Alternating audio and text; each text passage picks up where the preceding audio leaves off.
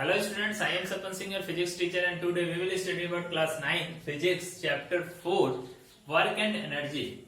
And this is the ninth lecture of this chapter, and today's our topic is transformation of energy. What is transformation of energy? तो energy के बारे में कहा जाता है कि energy cannot be created nor be destroyed, it can change only one form to another form. Energy को हम नहीं बना सकते हैं, ना ही उसे नष्ट कर सकते हैं.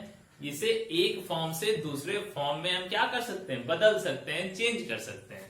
ठीक है, तो एनर्जी को क्या कर सकते हैं, एक फॉर्म से दूसरे फॉर्म में हम बदल सकते हैं, बट उससे क्रिएट नहीं कर सकते, उसको डिस्ट्रॉय नहीं कर सकते हैं. एनर्जी जब भी कहीं रिलीज होगी तो एक फॉर्म से दूसरे फॉर्म में चेंज हो जाएगी. तो the change of one form of energy to another form of energy is known as transformation of energy. Energy के कई सारे फॉर्म्स है, हमने पढ़ा था. Kinetic energy, potential energy, electrical energy, nuclear energy, hydroelectric, water energy, etcetera. सारी एनर्जीज के बारे में हमने क्या किया था, पढ़ा था. तो यहाँ पे जो होता है ट्रांसफॉर्मेशन ऑफ एनर्जी में the change of one form of energy to another form of energy is known as transformation of energy. Energy के एक फॉर्म से एनर्जी के दूसरे फॉर्म में जब एनर्जी ट्रांसफर हो जाती है तो उसे ही हम क्या कहते हैं, ट्रांसफॉर्मेशन ऑफ एनर्जी कहते हैं. ठीक है, we will now take some examples to show how energy transform to one form to another form. कुछ एग्जांपल्स लेंगे, जैसे कि when a body is released from a height then the potential energy of the body is gradually transferred into kinetic energy. When A body is released from some height. अगर किसी body को कुछ ऊपर तक उठाकर हमने यहाँ पकड़ा हुआ था, हमने बताया था कि जब किसी हाइट तक बॉडी को ले जाते हैं तो उसके अंदर एक एनर्जी सेव रहती है. उस एनर्जी को कहते हैं क्या, पोटेंशियल एनर्जी. और जब हम इसे रिलीज करते हैं, छोड़ते हैं, तो ये पोटेंशियल एनर्जी जो है वो धीरे धीरे क्या होती है, काइनेटिक एनर्जी में चेंज हो जाती है.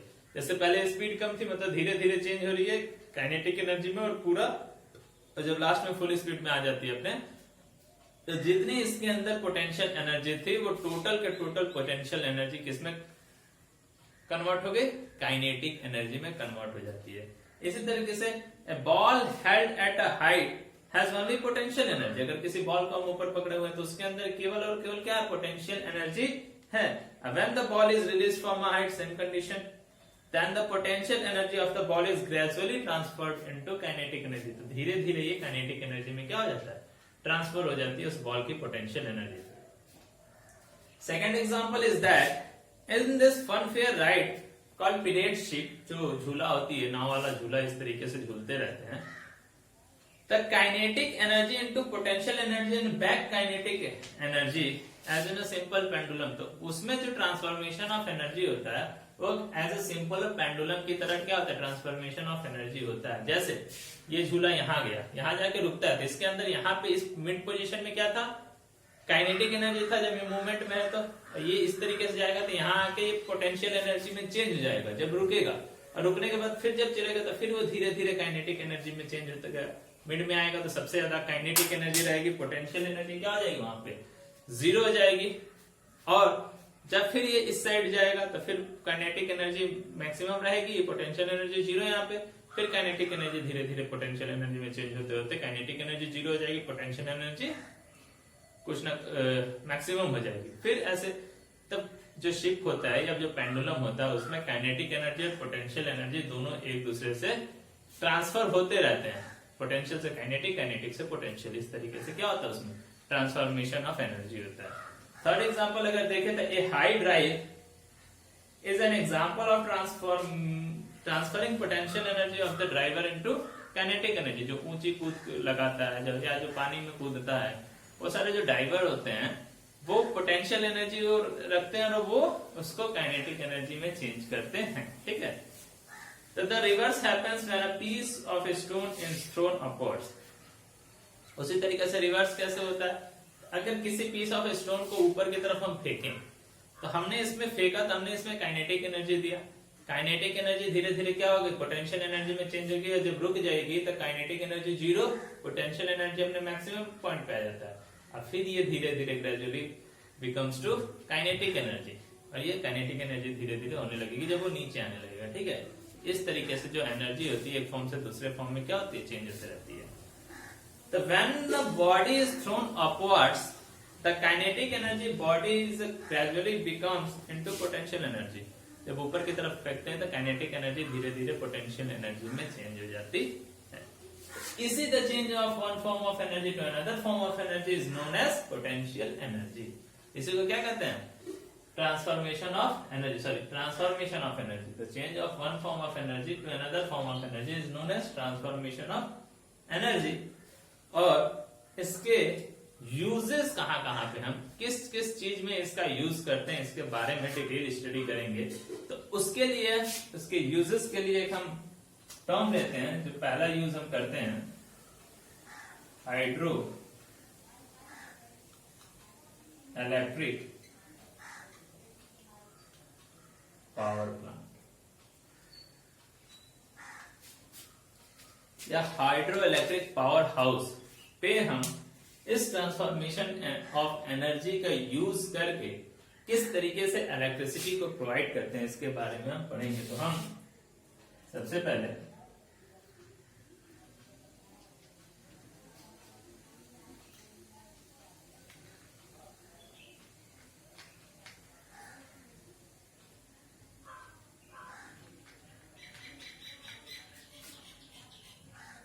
ये एक डैम है जिसके इधर पानी भरा हुआ है और ये डैम है, इसने पानी को क्या हुआ है, रोका हुआ है। तो जब पानी यहाँ पे भरा हुआ होता है तो इसके अंदर क्या होता है, पोटेंशियल एनर्जी एक्वायर करके रखता है। जो पानी भरा हुआ है, ठहरा हुआ है, मूवमेंट में नहीं है, तो उसके अंदर क्या है, पोटेंशियल एनर्जी है।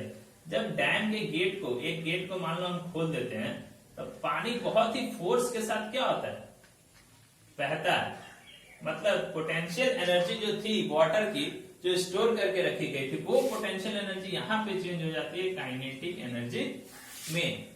पोटेंशियल एनर्जी किसमें चेंज हो जाती है, काइनेटिक एनर्जी। जब डैम के किसी एक गेट को खोल देता है बहुत ही फोर्स के साथ, फोर्सफुली, जब ज्यादा पानी है और पतले जगह से निकालना है तो बहुत फोर्स के साथ क्या होता है, वो बहेगा। और जब पानी यहाँ से ऐसे बहता है नहरें वगैरह में, तो यहाँ पे हम टरबाइन लगा देते हैं।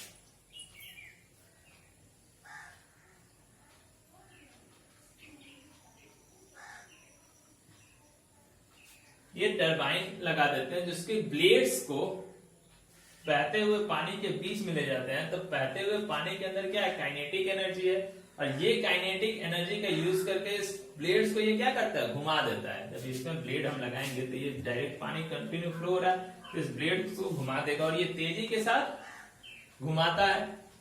तो जो काइनेटिक एनर्जी होती है यहाँ पे, वो काइनेटिक एनर्जी यहाँ पे क्या हो जाती है, इसके अंदर चली जाती है वो काइनेटिक एनर्जी ब्लेड्स के अंदर, टरबाइन के अंदर।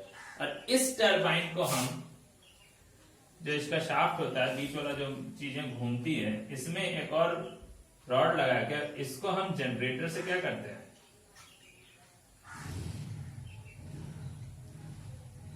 ये हमारा हो गया जनरेटर। इस टरबाइन को हम जनरेटर से क्या करते हैं, जोड़ देते हैं। और जब ये टरबाइन का शाफ्ट क्या होता है, तेजी के साथ घूमता है, तो जनरेटर भी बहुत तेजी के साथ क्या करता है, मूव करता है, घूमता है। और जब जनरेटर मूव करेगा तो इसके अंदर जनरेटर मूव करने से इलेक्ट्रिसिटी प्रोड्यूस होती है, और इस इलेक्ट्रिसिटी को हम वायर के थ्रू पोल पे क्या कर देते हैं, कनेक्ट कर देते हैं। और इस पोल के थ्रू, अपने वायर के थ्रू अपने घरों में हमारी बिजली आती है। यहाँ पे काइनेटिक एनर्जी, फिर ये सॉरी यहाँ पे क्या हो जाता है, मैकेनिकल एनर्जी में चेंज हो गया, क्योंकि यहाँ पे कुछ वर्क हो रहा है। ये मैकेनिकल एनर्जी जनरेटर में जब जाती है तो ये इलेक्ट्रिकल एनर्जी में चेंज हो जाती है। और इलेक्ट्रिकल एनर्जी का यूज हम अपने घरों में बिजली के रूप में क्या करते हैं। तो ये था हाइड्रो इलेक्ट्रिक पावर प्लांट, जहाँ पे डैम होता है, डैम में पोटेंशियल एनर्जी होती है, काइनेटिक एनर्जी में चेंज होती है। फिर ये टरबाइन चलाता है, मतलब यहाँ पे एक तरह से मैकेनिकल एनर्जी हो रहा है, मैकेनिकल काइनेटिक को कह सकते हैं।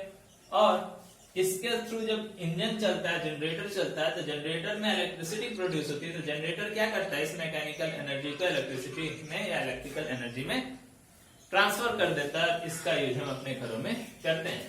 तो हाइड्रो इलेक्ट्रिक पावर प्लांट कैसे वर्क करता है, potential energy converted into kinetic energy, and kinetic energy, अगर मैकेनिकल एनर्जी भी लिख सकते हैं या ना लिखें, क्योंकि ये दोनों काइनेटिक एनर्जी को ही मैकेनिकल एनर्जी यहाँ पे कह सकते हैं, ये लास्ट में कन्वर्ट हो जाता है इलेक्ट्रिकल एनर्जी में। तो हाइड्रो इलेक्ट्रिक पावर हाउस या पावर प्लांट में हम इस तरीके से ट्रांसफॉर्मेशन ऑफ एनर्जी का यूज करके इलेक्ट्रिसिटी को प्रोवाइड करने का काम करते हैं। दूसरा आता है energy of transformation at a thermal power house. एक थर्मल पावर हाउस भी होता है।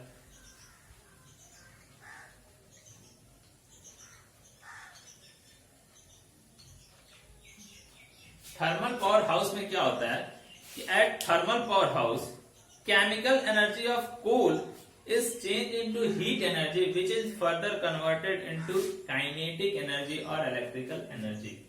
थर्मल पावर हाउस में क्या करते हैं, सबसे पहले जो कोल होता है, कोयले, बहुत सारे कोयले को बर्न करते हैं। तो कोयला क्या है, केमिकल एनर्जी है,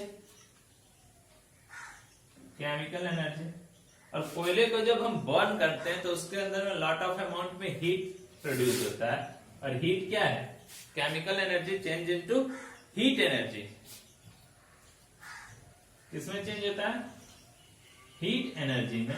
और वो हीट का यूज हम करते हैं किस चीज के लिए, तो वाटर का स्टीम बनाने के लिए।